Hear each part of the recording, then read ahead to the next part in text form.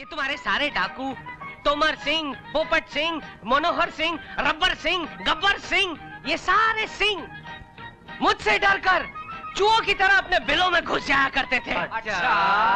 50-50 कोस दूर जब चंबल के बीहड़ों में किसी डाकू का बच्चा रोता था, तब उसकी माँ उसे कहती थी, सो जा बेटे, चुप हो जा, नहीं तो सब इंस्पेक्टर माथुर आ जाएगा। तो क्या बच्चे चुप हो जाते थे? चुप! अरे कई तो गूंगे हो गए। और आगे सवाल मत पूछना, नहीं तो तुझे भी गूंगा बना दूंगा। ये आजकल के चोर उचक्के टपोरी मुझसे क्या आंख मिलाएंगे? अजीत सिंह का नाम सुना है तुम लोगों ने? वो स्मगलर अजीत सिंह? कल मुझे दारू के अड्डे पर मिल गया, मैंने भी मौका नहीं छोड़ा, दबोच लिया उसे।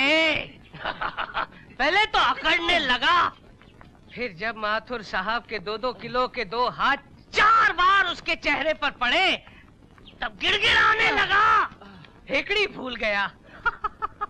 रिश्वत की बातें करने लगा। मैंने कहा, अरे भैया, इतनी दौलत कहाँ है तेरे पास जो तू इस माथुर की ईमानदारी को खरीद सके?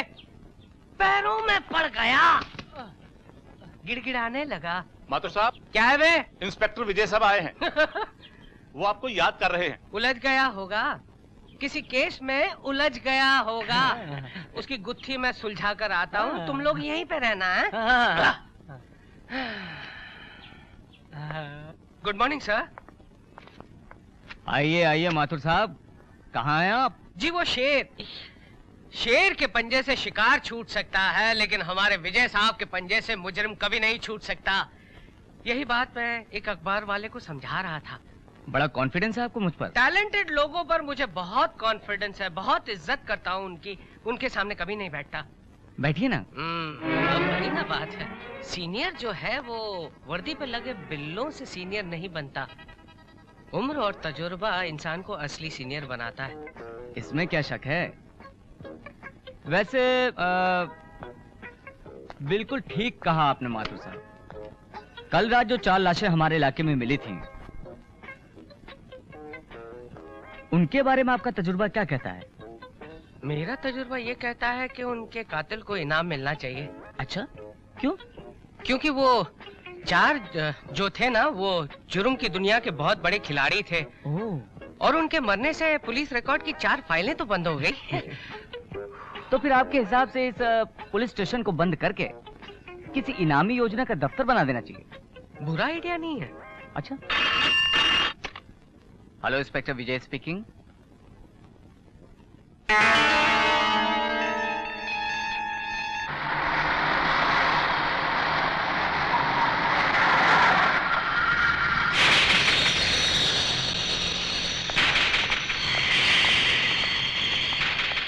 Black horse. Snow white.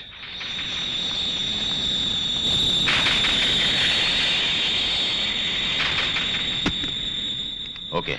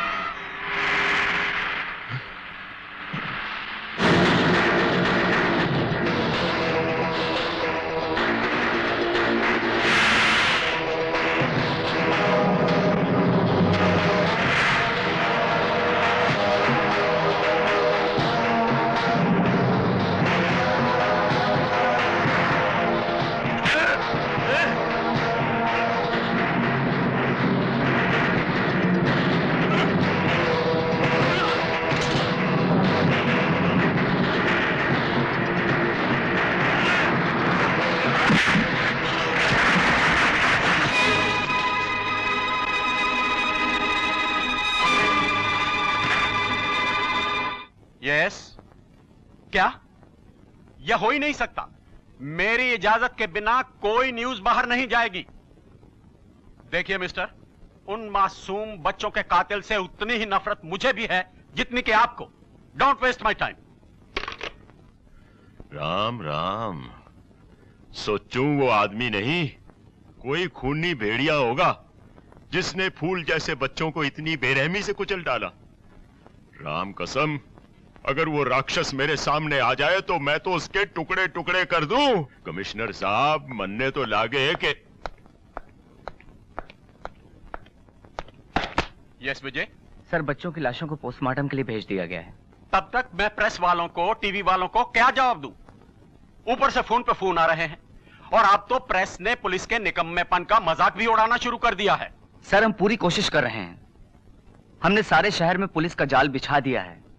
बहुत ही जल्द कानून का हाथ कातिल की गर्दन पर होगा।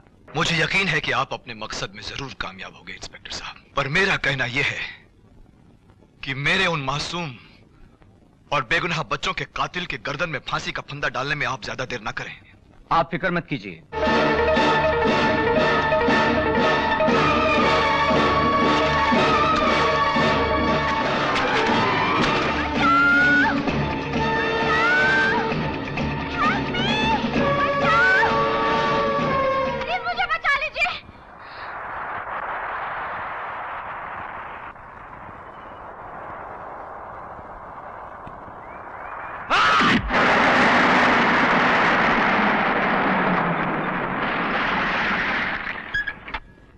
विजय साहब, मेरा घर करीब ही है, चलिए ना एक कप चाय पी लीजिए। फिर कभी, ड्यूटी पर जाना है, देर हो रही है। Okay, anyway thanks for dropping. Okay, bye bye.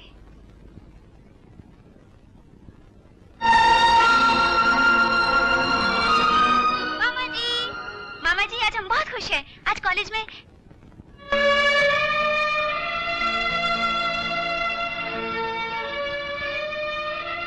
ये क्या मामा जी, आपकी आंखों में आंसू? कुछ नहीं बेटे, बस यूं ही एक बात याद आ गई थी। अच्छा बताइए, क्या याद आ गया था हमारे मामा जी को? मैं सोच रहा था कि मेरी बिटिया रानी शादी के बाद जब घर छोड़कर चली जाएगी तो घर में चों चों करने वाला कोई नहीं रहेगा, घर सूना हो जाएगा। बात तो आपकी बिल्कुल सही है मामा जी, घर तो सूना हो ही जाएगा। एक काम करते हैं मामा जी। वो क्या? हम दूल्हा ही ऐसा ढूंढेंगे जो शादी के बाद भी हमारे साथ में रहे। वो चों चों क्या करेगा और हम चे चे क्या करेंगे। चों चों चे चे चों चों। तारा, इतनी बड़ी हो गई पर अक्ल अभी तक नहीं आई। जी माई बाप। तो तू नहीं मानेगा कि तूने चोरी की? नहीं साहब, मैंने चोरी नहीं की। तो ठीक है, तो तेरे पर मर्डर का केस थोप देते हैं। नहीं साहब, मैं बाल बच्चे वाला आदमी हूँ, मर जाऊंगा। रेप का केस थोप देते हैं। नहीं साहब। अब कोई ना कोई केस तो थोपना पड़ेगा ना भैया, या मर्डर या रेप या फिर बम ब्लास्ट। नहीं साहब, मैं चोरी ठीक हूँ, मैं चोर हूँ, मेरा बाप चोर है, मेरे बच्चे चोर हैं। ठीक है, तो तू कबूल करता है ना कि तूने चोरी की? हाँ साहब, मैंने चोरी की है। ले जाओ इधर, लॉकअप में बंद कर दो। हेलो, आप कौन बोल रहे हैं? Inspector Mathur speaking. कहिए मैडम, मैं आपकी क्या सेवा कर सकता हूँ? जी आपकी बड़ी मेहरबानी होगी अगर इंस्पेक्टर विजय से आप मेरी बात करा दे तो। अरे उससे बात कर कर क्या करेंगी आप? अरे वो तो बड़ा बेकार है, नादान है, नाकारा आदमी है, आपके कोई काम का नहीं है। आप जैसी मीठी आवाज वाली को मुझसे बात करनी चाहिए। जी मुझे उन्हीं से कुछ जाती काम है। यानी पर्सनल बात? अरे क्यों अपने आप को बुरे वक्त में डालना चाहती हैं आप? 8-8 दिन तक वो आदमी नहाता नहीं है। और तो और एक राज की बात बताऊं, ऊपर से बहुत जल्द हफ्ते 2 हफ्ते में उसे नौकरी से निकालने वाले हैं। किसको नौकरी से बाहर निकालने की बात कर रहे हैं माथुर साहब? अरे उससे विजय। आ गए विजय साहब, आ गए। आप उन्हीं से बात कर लीजिए। लगता है होने वाली भाभी का फोन है, मैं चलता हूँ। जा जा जा जा जा जा जा। हेलो, मुझे पहचाना विजय? जी नहीं। वो मुलाकात इतनी छोटी तो नहीं थी कि तुम मुझे बिल्कुल ही भूल जाओ। बाय द वे, मैं करीना बोल रही हूँ। ओह, तो आप हैं। फरमाइए, क्या खिदमत कर सकता हूँ मैं आपकी? कल मेरा जन्मदिन है। भाई मेरी तरफ से मुबारकबाद आपको।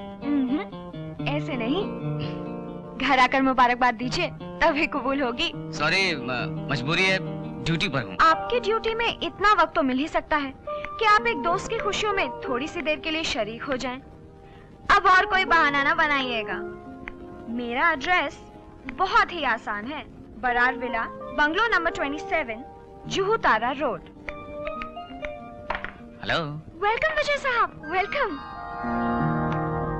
मेरा दिल कहता था मेरा विश्वास मुझे धोखा नहीं देगा। अरे भाई, लगता है मैं कुछ जल्दी आ गया हूँ। यहाँ ना तो कोई मेहमान है ना। मैंने जिसे बुलाया था वो तो आ गया, और मुझे इससे ज्यादा क्या चाहिए। वैसे भी विजय, इस शहर में मेरी जान पहचान कुछ ज्यादा नहीं है। अच्छा? और जिनसे है वो लोग मेरी खुशियों में शामिल होने के काबिल नहीं। Thank you very much. कम से कम आपने मुझे इस काबिल तो समझा कि मैं आपकी इस खुशी में शामिल हो सकूं। लेकिन करीना, सच तो यह है कि आपकी और मेरी जान पहचान भी कुछ ज्यादा तो नहीं।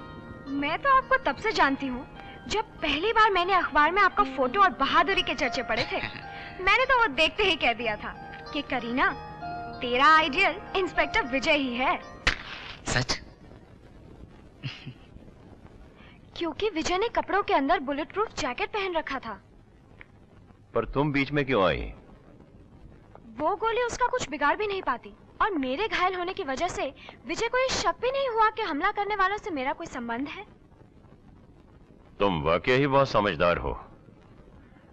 इसी तरह उसे अपने हुस्न के जाल में उलझाए रखो।